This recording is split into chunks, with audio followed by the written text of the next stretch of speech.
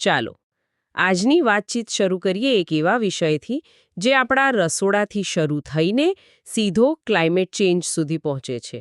આપણે રોજ જે કચરો ફેંકીએ છીએ તે હવે એમ કે ખાલી સ્વચ્છતાની સમસ્યા નથી રહી. તાજેતરમાં COP30માં પણ એ વાત સ્પષ્ટ થઈ કે શહેરી કચરામાંથી જે મિથેન ગેસ નીકળે છે એ એક વૈશ્વિક ખતરો બની ગયો છે. અને ભારતમાં તો આ સમસ્યા એક વિકરાળ રૂપ લઈ રહી છે. જે રીતે આપણા શહેરો વિસ્તરી રહ્યા છે એ જોતા એક અનુમાન છે કે 2030 સુધીમાં આપણે વાર્ષિક 165 મિલિયન ટન કચરો પેદા કરીશું. 165 મિલિયન ટન. હા, અને 2050 સુધીમાં તો આ આંકડો 436 મિલિયન ટન સુધી પહોંચી શકે છે. અને જુઓ, આ આંકડાઓ માત્ર ડરાવણા નથી, પણ એ સીધા જ આપણા આરોગ્ય, હવા પાણીની ગુણવત્તા અને છેવટે દેશની આર્થિક પ્રગતિ સાથે જોડાયેલા છે.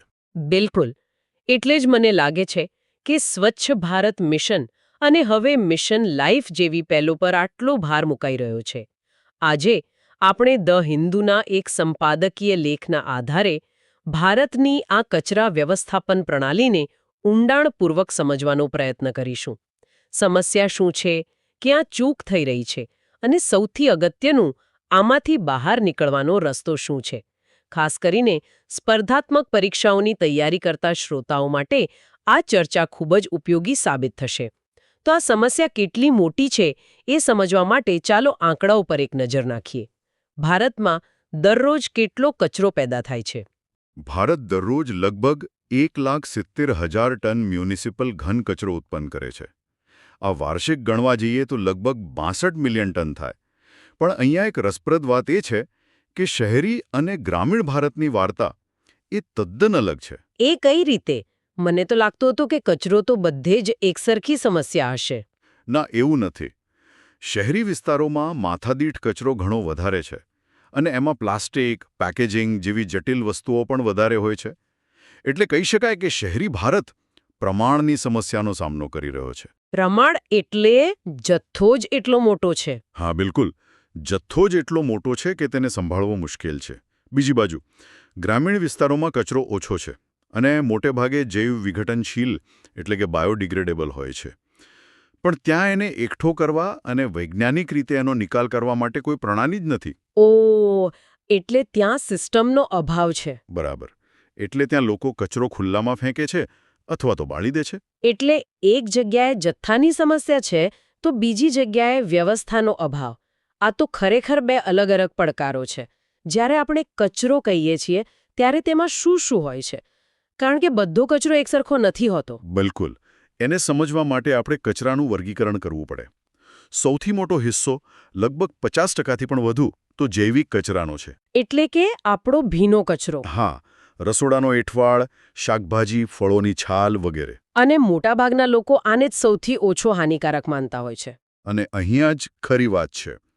આ જ જૈવિક કચરો જ્યારે લેન્ડફિલમાં ઓક્સિજન વગર સડે છે ત્યારે એ મિથેન નામનો એક શક્તિશાળી ગ્રીનહાઉસ ગેસ બનાવે છે. જે કાર્બન ડાયોક્સાઇડ કરતાં પણ વધુ ખતરનાક છે. ચોક્કસ. એટલે કે આપણા રસોડાનો એઠવાડ સીધો જ ક્લાઇમેટ ચેન્જને વેગ આપી રહ્યો છે. આ કડી સમજવી ખૂબ જરૂરી છે. વાહ, આ તો એક મોટો આહા મોમેન્ટ છે. તો ભીના કચરા સિવાય બીજું શું છે?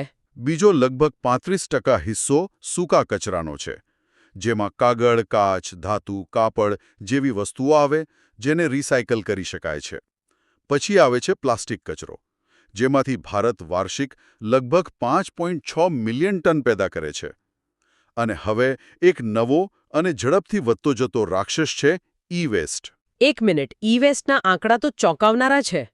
મેં વાંચ્યું કે છેલ્લા 5 વર્ષમાં તેના ઉત્પાદનમાં 73%નો વધારો થયો છે. આ તો અકલ્પનીય છે. તમે સાચા છો. એનો અર્થ એ કે આપણા ઘરોમાં જૂના ફોન, ચાર્જર અને લેપટોપનો જે ઢગલો થઈ રહ્યો છે તે એક રાષ્ટ્રીય સ્તરની કટોકટી બની ગઈ છે. બિલકુલ. 2023-24માં આપણે 1.75 મિલિયન મેટ્રિક ટન ઈ-વેસ્ટ પેદા કર્યો અને આમાં હવે સૌર કચરો પણ ઉમેરાઈ રહ્યો છે. 2030 સુધીમાં આપણી પાસે 340 કિલોટન ખરાબ સોલાર પેનલ્સનો કચરો હશે. ઓહ, બાપ રે! આ સિવાય હોસ્પિટલોમાંથી નીકળતો બાયોમેડિકલ કચરો, ઉદ્યોગોમાંથી નીકળતો ઝેરી જોખમી કચરો અને બાંધકામ ક્ષેત્રમાંથી આવતો CND કચરો પણ મોટા પ્રમાણમાં છે. આપણે જોયું કે કચરો કેટલાય પ્રકારનો છે. ઈ-વેસ્ટ, પ્લાસ્ટિક, બાયોમેડિકલ, આ તો એકદમ જટિલ લાગે છે. આ બધાને સંભાળવા માટે કોઈ એક સિસ્ટમ છે કે પછી દરેક માટે અલગ નિયમોનો જંગલ છે? તમારો પ્રશ્ન બિલકુલ યોગ્ય છે. ભારતમાં કોઈ એક કચરા વ્યવસ્થાપન અધિનિયમ નથી. એના બદલે એમ કહી શકાય કે નિયમોનો એક જંગલ જ છે. દરેક પ્રકારના કચરા માટે અલગ અલગ નિયમો છે. જેમ કે સોલિડ વેસ્ટ મેનેજમેન્ટ નિયમો 2016ના, પછી પ્લાસ્ટિક વેસ્ટ નિયમો એ પણ 2016ના, પછી ઈ-વેસ્ટ નિયમો 2022, એમ દરેક માટે અલગ. તો શું આ નવા નિયમો જૂના નિયમો કરતા અલગ છે? તેમાં નવું શું છે? હા, આ નવા નિયમો 3 આધુનિક અને પ્રગતિશીલ વિચારો પર આધારિત છે. પહેલો અને સૌથી ક્રાંતિકારી વિચાર છે વિસ્તૃત ઉત્પાદક જવાબદારી, એટલે કે એક્સટેન્ડેડ પ્રોડ્યુસર રિસ્પોન્સિબિલિટી, EPR. એટલે કે જો કોઈ કંપનીએ મોબાઈલ ફોન બનાવ્યો તો એ ફોન નકામો થઈ જાય પછી તેને પાછો લેવાની કે તેના સુરક્ષિત નિકાલની જવાબદારી પણ એ જ કંપનીની, ખાલી નગરપાલિકાની નહીં. એકદમ બરાબર. વિચાર એ છે કે જે ઉત્પાદનમાંથી નફો કમાય છે તેણે તેના અંતની જવાબદારી પણ લેવી જોઈએ. બીજો સ્તંભ છે ડિજિટલ પાલન અને દેખરેખ. CCPB દ્વારા એક ઓનલાઈન પોર્ટલ બનાવવામાં આવ્યું છે જેનાથી કઈ કંપની પોતાની EPR જવાબદારી પૂરી કરે છે એનું ટ્રેકિંગ થાય છે. અને ત્રીજો છે વિસ્તૃત બલ્ક વેસ્ટ જનરેટર જવાબદારી. આ થોડું સમજાવશો? આ નિયમ મુજબ જે સંસ્થાઓ મોટા પ્રમાણમાં કચરો પેદા કરે છે, જેમ કે મોલ્સ, મોટી હોસ્પિટલ્સ, રહેણાંક સોસાયટીઓ, તેમને પોતાના પરિસરમાં જ ભીના કચરા પર પ્રક્રિયા કરવાની જવાબદારી લેવી પડશે. તેઓ પોતાનો કચરો શહેરની સિસ્ટમ પર નાખી શકે નહીં. આ તો કચરાની જવાબદારીને વિકેન્દ્રિત કરવાનો પ્રયાસ છે. ચોક્કસ. કાગળ પર તો આ સિસ્ટમ ખૂબ જ મજબૂત લાગે છે. જવાબદારી પણ વહેંચાયેલી છે, કેન્દ્ર, રાજ્ય અને સ્થાનિક સ્તરે. પણ જો નિયમો આટલા સારા છે તો જમીન પર વાસ્તવિકતા આટલી ખરાબ કેમ છે? સમસ્યા ક્યાં છે? અહીંયા જ આપણે સિસ્ટમની નિષ્ફળતાના મૂળ સુધી પહોંચીએ છીએ. સૌથી પહેલો અને મોટો પડકાર છે સ્ત્રોત પર વર્ગીકરણનો અભાવ. એટલે કે આપણા ઘરો અને ઓફિસોમાં જ ભીનો અને સૂકો કચરો અલગ નથી થતો? હા. દિલ્હી અને મુંબઈ જેવા મેટ્રો શહેરોમાં પણ 50% કરતાં ઓછો કચરો જ યોગ્ય રીતે વર્ગીકૃત થાય છે. અને જ્યારે બધો કચરો ભેગો થઈ જાય ત્યારે તેને રિસાયકલ કરવો કે પ્રોસેસ કરવો લગભગ અશક્ય બની જાય છે, ખરું ને? બિલકુલ. અને એ જ આપણને બીજા પડકાર પર લઈ જાય છે. લેન્ડફિલ્સ પર અત્યધિક નિર્ભરતા. આપણો અડધાથી વધુ કચરો દિલ્હીના ગાઝીપુર જેવા કચરાના પહાડોમાં ઠલવાય છે, જે વાસ્તવમાં ગેરવૈજ્ઞાનિક ડમ્પસાઇટ્સ છે. એના કારણે શું થાય છે? એના કારણે ત્રીજો પડકાર ઊભો થાય છે, અપૂરતી પ્રક્રિયા ક્ષમતા. આપણી પાસે જે પ્રોસેસિંગ પ્લાન્ટ્સ છે તે પણ મિશ્ર કચરાને કારણે કાર્યક્ષમ રીતે ચાલી શકતા નથી. બેંગલુરુનો બિદવાડી પ્લાન્ટ આનું ઉત્તમ ઉદાહરણ છે, જે વારંવાર બંધ થઈ જાય છે કારણ કે મિશ્ર કચરો એની મશીનરીને નુકસાન પહોંચાડે છે.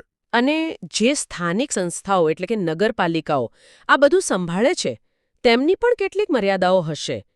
શું આપણે તેમની પર એક અશક્ય કામનો બોજ નાખી રહ્યા છીએ, તેમને પૂરતા સાધનો આપ્યા વગર? તમારો મુદ્દો એકદમ સાચો છે. શહેરી સ્થાનિક સંસ્થાઓ ULBsની મર્યાદિત ક્ષમતા એ ચોથો મોટો પડકાર છે. તેમની પાસે ભંડોળ, તકનીકી કુશળતા અને પ્રશિક્ષિત માનવબળનો ગંભીર અભાવ છે. આ ઉપરાંત જે EPRનો કાયદો આપણે વખાણ્યો એનું અમલીકરણ પણ ખૂબ નબળું છે. ઘણી કંપનીઓ ફક્ત કાગળ પર પાલન બતાવે છે, જેને ગ્રીન વોશિંગ કહેવાય છે. અને એક મોટો વર્ગ જે આ આખી સિસ્ટમની કરોડરજ્જુ છે, પણ જેમને આપણે ભાગ્યે જ જોઈએ છીએ, કચરો વીણનારાઓ. તેમનું શું? તમે ખૂબ જ મહત્વપૂર્ણ મુદ્દો ઉઠાયો. અનૌપચારિક ક્ષેત્રોનું એકીકરણ ન થવું એ છઠ્ઠો પડકાર છે. ભારતમાં લગભગ 80% પ્લાસ્ટિક કચરો આ જ લોકો એકઠો કરે છે. દેશમાં 15થી 40 લાખ લોકો આ કામ સાથે જોડાયેલા છે. આટલી મોટી સંખ્યા? હા, છતાં તેમને કોઈ સત્તાવાર માન્યતા, સુરક્ષા કે આરોગ્ય સુવિધાઓ મળતી નથી. અને આ સિવાય આપણી પાસે ડેટાનો જ અભાવ છે. લગભગ 22% દૈનિક કચરાનો તો કોઈ હિસાબ જ નથી. પણ આ બધા તકનીકી અને સંસ્થાકીય પડકારોની વચ્ચે મને લાગે છે કે સૌથી મોટી સમસ્યા તો આપણી પોતાની માનસિકતા છે. હા, જાહેર ઉદાસીનતા એ આ સિસ્ટમની સૌથી નબળી કડી છે. એનું એક ઉત્તમ ઉદાહરણ બેંગલુરુમાં જોવા મળ્યું. ત્યાં એક મેટ્રો સ્ટેશન પાસે 10 વર્ષ સુધી લોકો કચરો નાખતા રહ્યા. 10 વર્ષ સુધી? હા, નગરપાલિકાએ બધું જ કર્યું, ડસ્ટબિન મૂક્યા, સફાઈ કરી, પણ લોકો માન્યા જ નહીં. અંતે ત્યાંના સ્થાનિક નાગરિકોએ જાતે જ હાર માનીને તે જગ્યાને સુંદર બગીચામાં ફેરવી દીધી. આ દર્શાવે છે કે સિસ્ટમ ગમે તેટલી સારી હોય, લોકોની ભાગીદારી વગર તે નિષ્ફળ છે. તો આપણે જે આ બધા પડકારોની ચર્ચા કરી, તેના પરિણામો શું આવે છે? દેખીતી રીતે તે સારા તો નથી જ. પરિણામો ખૂબ જ ગંભીર અને બહુસ્તરીય છે. પહેલું અને સૌથી સ્પષ્ટ છે પર્યાવરણીય અધોગતિ. ગાઝીપુર અને દેવનાર જેવા લેન્ડફિલ્સમાંથી ઝેરી પ્રવાહી, જેને લીચેટ કહેવાય છે, તે જમીનમાં ઉતરીને આપણા ભૂગર્ભ જળને પ્રદૂષિત કરે છે. અને બીજું, જે આપણે શરૂઆતમાં વાત કરી, ક્લાઇમેટ ચેન્જ. હા, આબોહવા પરિવર્તનમાં ફાળો. લેન્ડફિલ્સમાંથી મિથેન ગેસ નીકળે છે. ભારતના કુલ ગ્રીનહાઉસ ગેસ ઉત્સર્જનમાં કચરા ક્ષેત્રનો ફાળો લગભગ 4% છે. અને આની સીધી અસર લોકોના સ્વાસ્થ્ય પર પણ પડતી હશે. ચોક્કસપણે. તે ત્રીજું ગંભીર પરિણામ છે જાહેર આરોગ્ય માટે જોખમો. કચરાના ઢગલા ડેન્ગ્યુ, મેલેરિયા, કોલેરા જેવા રોગોના ફેલાવા માટેનું કેન્દ્ર બને છે. અને ચોથું પરિણામ આપણે દર ચોમાસામાં જોઈએ છીએ, શહેરી પૂર. મુંબઈ, ચેન્નઈ અને બેંગલુરુમાં કચરાથી ભરાયેલી ગટરો પૂરનું મુખ્ય કારણ બને છે. અને આર્થિક રીતે પણ આ એક મોટું નુકસાન છે. આપણે રિસાયકલ કરી શકાય તેવા સંસાધનોને શાબ્દિક રીતે કચરામાં ફેંકી રહ્યા છીએ. એકદમ સાચું. મૂલ્યવાન સંસાધનોની ખોટ એ પાંચમું પરિણામ છે.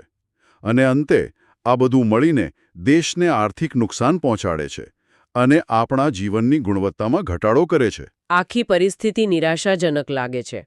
પણ આ સમસ્યામાંથી બહાર નીકળવાનો કોઈ રસ્તો તો હશે જ. આપણે શું કરી શકીએ? ચોક્કસપણે રસ્તાઓ છે, અને આપણે આ માટે આંતરરાષ્ટ્રીય અને સ્થાનિક સફળ ઉદાહરણોમાંથી શીખી શકીએ છીએ.